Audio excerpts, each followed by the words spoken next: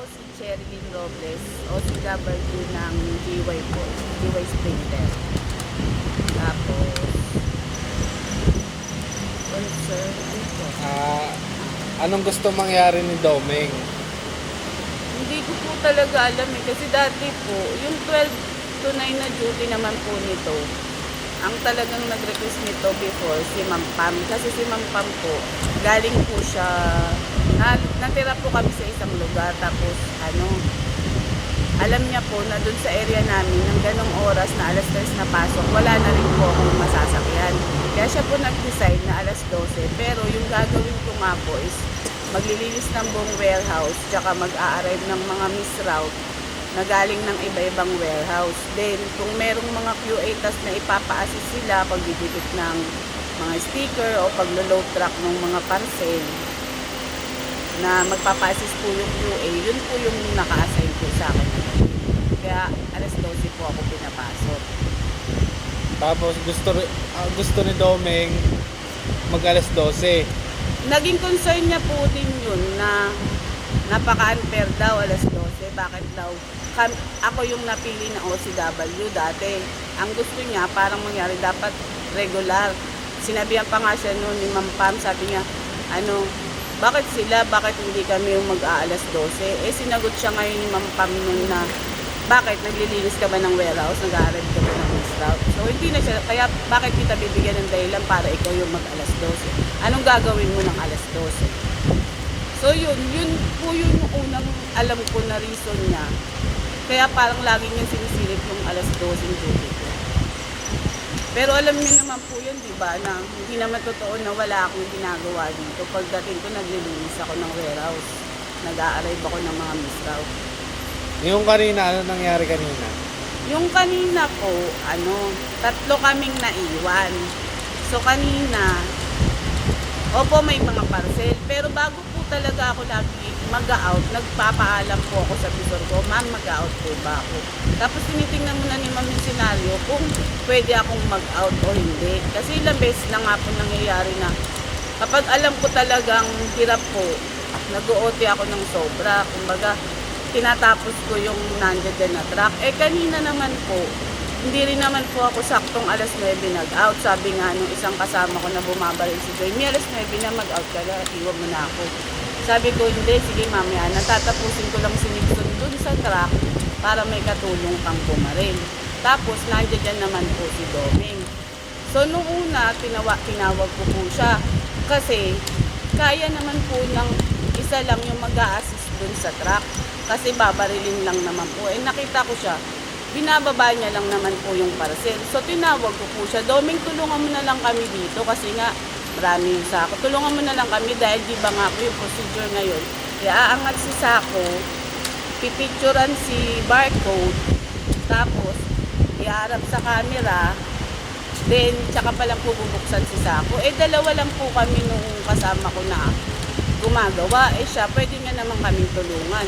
So, tinawag ko po siya. Doon pa lang po nakita ko yung reaction niya na parang iba yung niya Kasi feeling ko siguro ayaw niya magbuhat ng sako. Ganun. Tapos, yun na, nung pagdating nung alam ko natapos na si Nixon mag-truck, bigla naman ako, wala pa sana, aantay ko sana lumapit talaga si Nixon. Bigla nga po akong tinawag ni Magdesa, may tinanong po. So, umalis po ako dahil pinalapit ako ni Ma'am Jessa. Tapos nagtanong na nga siya kung ano yung ginagawa ko sa gabi, ganun. Hanggang, ayun po, kasi sabi ko, Domeng, nagbili na rin ako na Domeng, mag-out na ako, antay ko lang si Nixon. Pero hindi siya umaano. Tapos nung umalis nga ako, iniwan ko dahil tinawag ko, iniwan ko yung sprinter, nakita ko nga, nakatayo pa rin siya, naghintay lang siya ng sako. Tapos nakita ko parang ang pinagbaril niya pa nga si Kagawad dahil nakatingin akong gano'n, si Kagawad pa pinagbaril niya. Kung tutuusin, 3 po silang may iiwan. Napakadali na po, kayang-kaya naman po. Kaya lang, ewan ko sa kanya dahil siguro ayaw niyang bumaril. Nasanay kasi siya na pag ganong oras wala na siyang ginagawa, ayaw niya magsali ng sako, ayaw niyang bumaril. Pagtaas nila magbalki, dead man na lang sila. Kami nasanay dahil yung isang nakakatulong talaga namin sa pouch is naka-rest day din. Kaya wala siyang choice kundi talagang tulungan kami. Ayun yung kaninang iniiyak niya. Ayun po siguro, hindi ko po kasi talaga alam eh. Siguro yun talaga yung iniiyak niya na yun na kasi ngayon ko lang po nakita na nag-picture pa po siya. Eh kung tutusin, kaya po nilang galawan yun. Tatlo na po silang nandun. Tatlo na lang naman kailangan dun. Dalawang magbabaril, isang magsasalin, isang mag-aano. Pero once naman po na sinabi ni Ma'am Jessa na, "Mi, mamaya na." Hindi naman po ako nag-out. Lahat naman po ng out ko. Alam ni Ma'am Jessa, tinitignan niya yung senaryo. Sige, Mi, kaya na nila yan. Kaya go, pinapalis ako ni Ma'am Jessa. Kasi daw, ang sabi niya, hindi daw unfair sa kanila kasi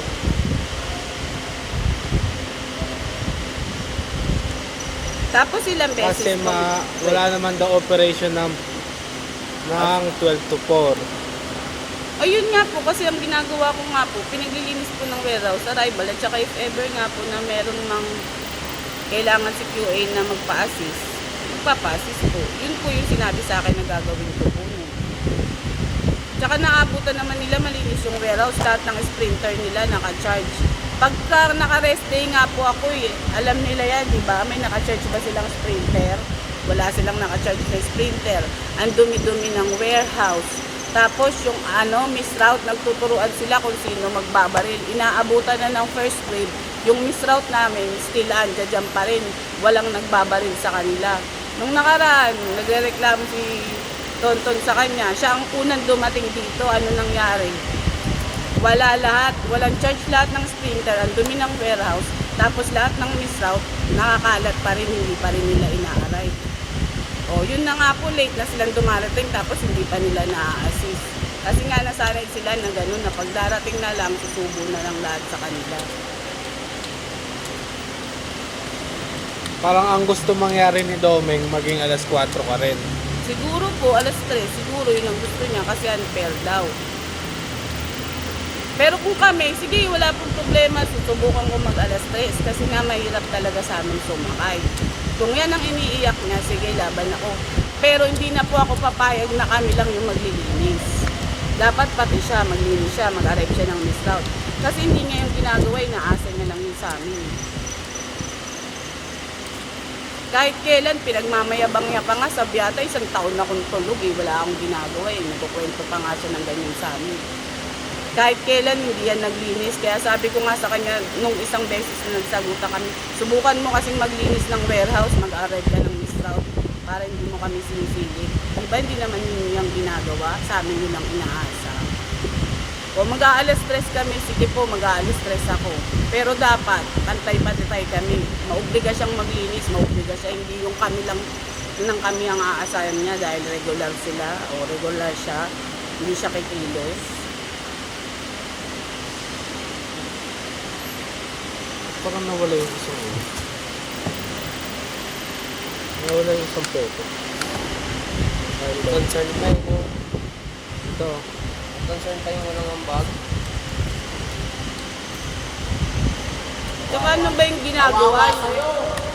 Ano pa ginagawa niya? Dumarating na si truck, tulog sila dyan, tulog siya. Anong oras siya babangon kung kailan niya gusto? Nabuksan na yung truck, naibaba na yung ibang arrival, nababa na yung sako, nababa na yung ano. Tsaka ilang beses siya laging ginigising. Galing niyang manilip. Magtanong siya kung may gustong kasama siya sa trabaho. Yung pag-absent niya na araw-araw sa isang linggo, ilang beses siyang umabsent. Ako na nagsasabi din ng sorter dati ayaw.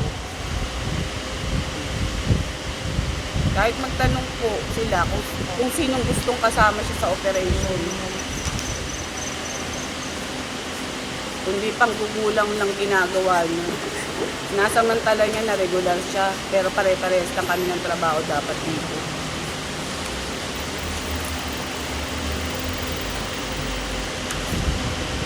Anong ano ni Ma'am Jessa? Anong sabi ni Ma'am Jessa sa'yo? Hindi na po niya ako nakausap kasi nag-out na nga rin po ako, tapos medyo mainit na rin ulo, tapos may mga concern kanina yung mga rider, kaya hindi niya na rin ganong naasikaso. Tapos sinalang po nung nabasa ko sa GC na ano nga, nire-request niya nga po na mag-usap-usap daw po sa nila. Yun lang yung nakita ko. Hindi naman na po kami nag-chat ng Jessa.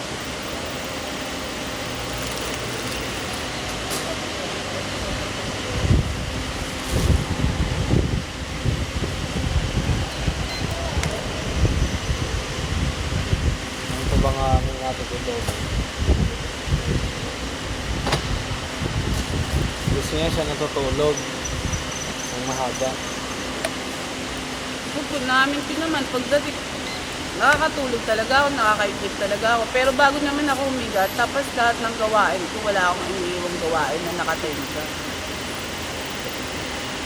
At saka pag dumating sila ng 2:30, gising na ako. Ako na nagbabantay ng truck na dumating. Ako nga lagi taga-gising. Kapag niya? Oo. Wala na tayong dadagdag. Para isang video na lang. Sa kanya naman.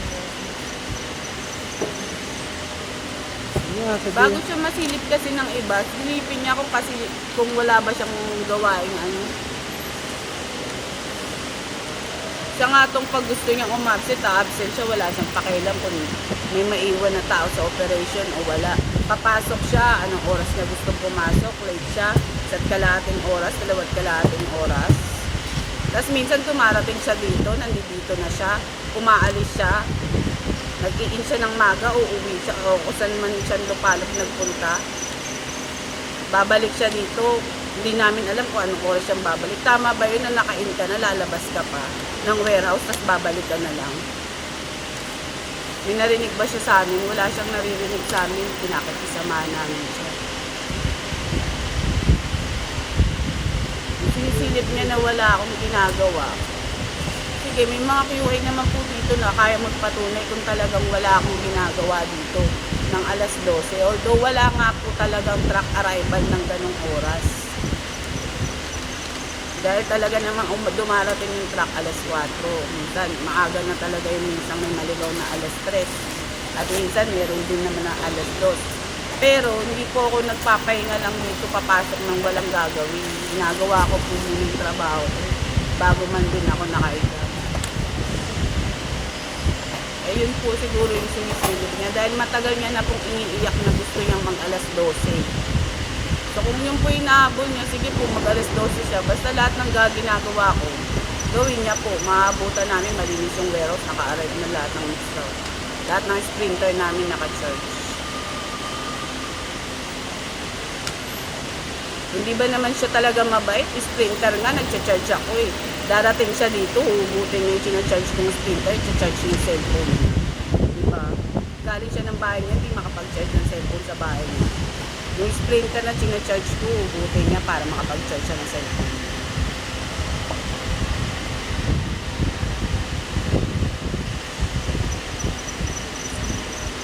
So, yun lang. Ano po ba yung mga concern niya?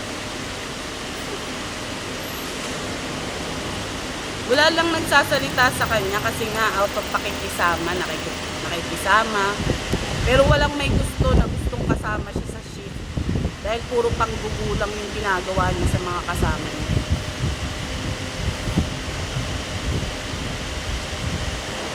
Wala lang gustong magsalita kasi nga nahihiya sa kanya, regular siya.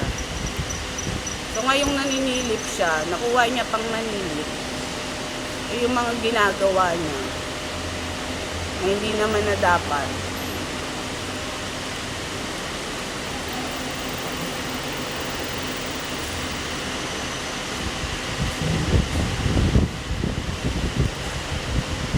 Hindi na lang din po sa akin. Ewan ko lang magsasalita yun kasi nga ayaw kung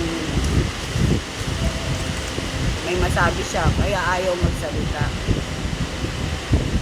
Pero tanongin na lang po kung tamad ako magtrabaho sa mga nakakasama mo.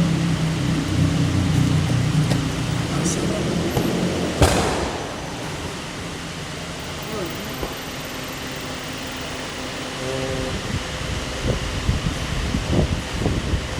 Kung yun ang kina-concern niya, gusto Kasi niya nga siya hindi nga kasi hindi alam ni Doming yung ginagawa mo kaya siguro kaya ano. Wala naman kasi siya dito ng 12:00 hanggang pagpasok niya. Oras ng pasok niya. Kaya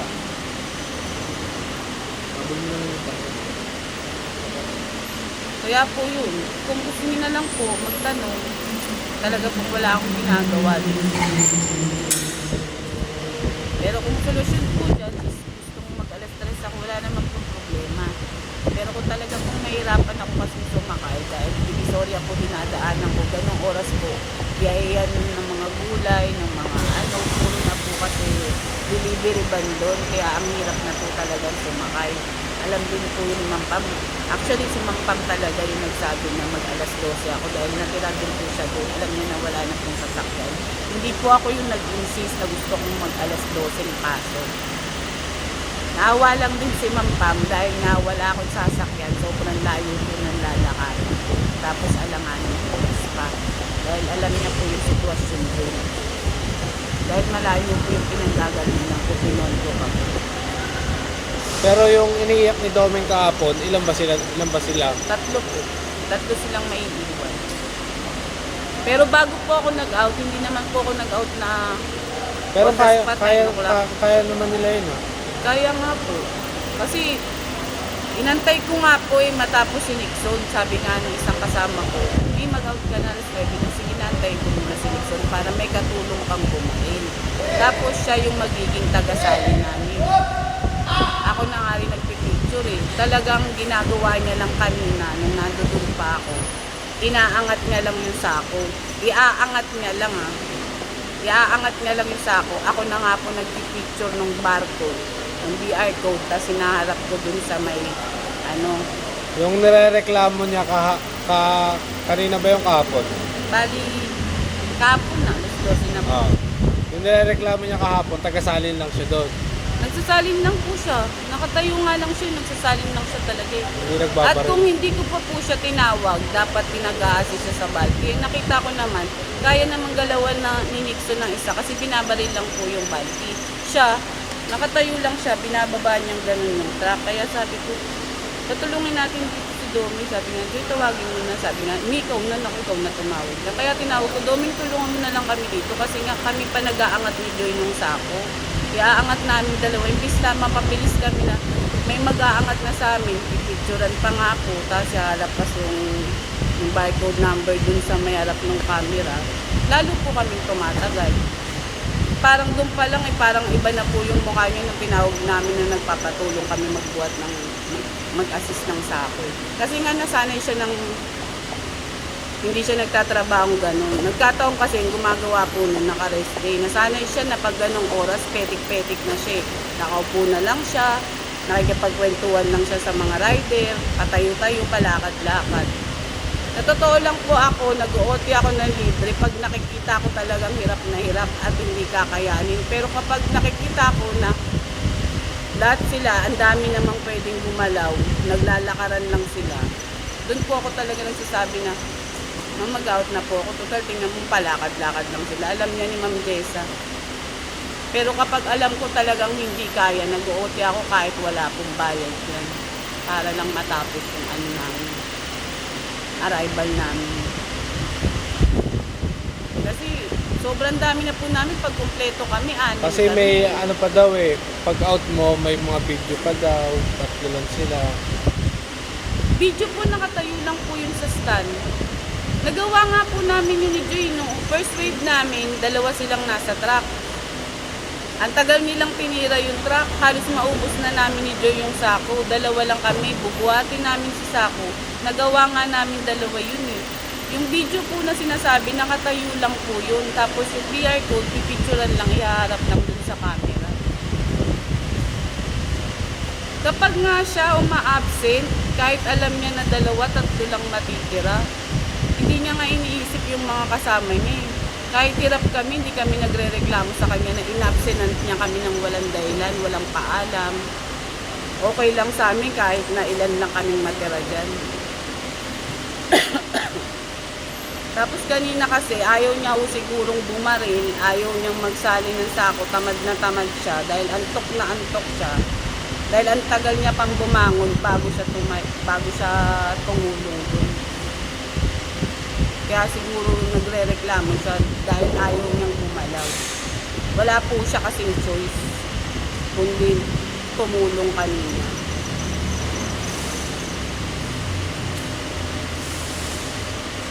Tama ba naman pagbarilin niya si Kagawad? Dapat nga, di ba, siya? Kung hindi man, gawain din namin, alam namin. Tapos magpapabaril ka. Si Victor pinabaril niya. Opo, nakita ko na nagbabaril dun si Kuya Victor eh. Nung umalis ako na pinatawag ako ni Ma'am Jessa eh.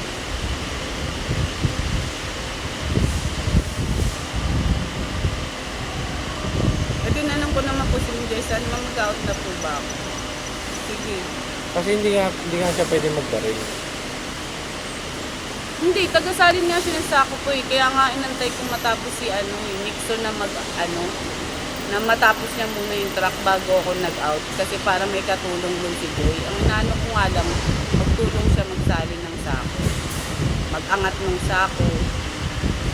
Talagang angat nga lang ginagawa niya kanina. Kasi nung nandoon po ako nag-picture eh. Ako nagtatapat sa camera. Pagkatapos ko mag-picture, tatapat ko sa camera, si Joy bubuksan na si Sako. Tapos babalinin na namin. Sa amin lang iaangat niya lang para hindi naman kami mahirapan na kami pa rin nag-aangat ng Sako. Pero ang pinakaano ni Domeng, yung Yung oras ng schedule. Nasabi niya, wala nga daw po akong ginagawa ng unfair sa kanila.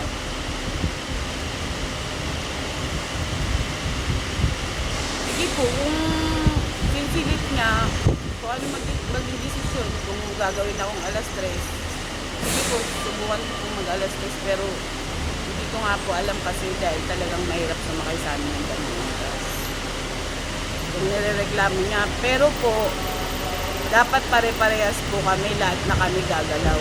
Hindi po yung inaasa niya lang po sa amin yung paglilinis ng warehouse, pagbabaril ng miss route. Kasi pag darating naman po niya, wala naman po siyang ginagawa eh. Uupo na siya. Pag gusto niyang humigay, higa na siya. Kahit kailan, hindi yan naghahawak ng walis, hindi yan naglinis ng warehouse. Hindi yan nag-arrive ng miss route. Kapag rest day ko, nagtuturoan pa sila sino gagawa niyan. Hanggang sa inaabutan na yung miss route na yan ng first grade, hindi pa yan nila nababaril. At wala man lang naglilinis ng warehouse.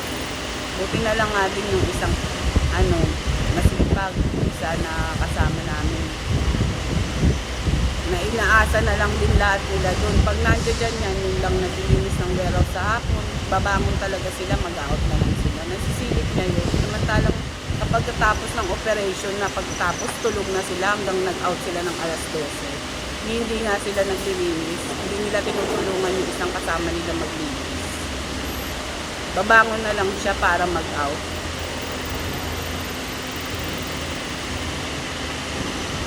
Para sabihin niya na unfair. Pag natapos yung operation ng alas 9, from 9 tulog siya hanggang 12 o'clock. Tapos sinisilip niya po yung pasok ko na alas 12 na wala po akong ginagawa. Eh meron naman po akong ginagawa.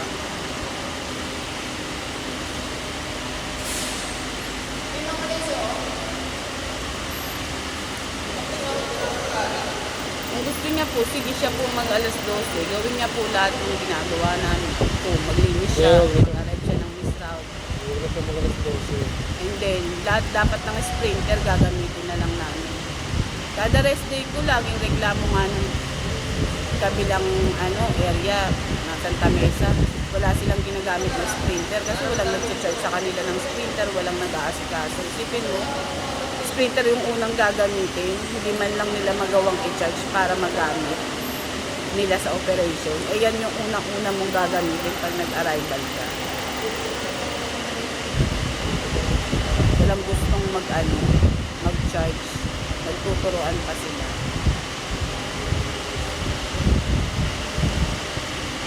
Yun po. So malamang po, yun yung concern niya. Sinisilip niya pasok ko ng alas 12 na wala daw po.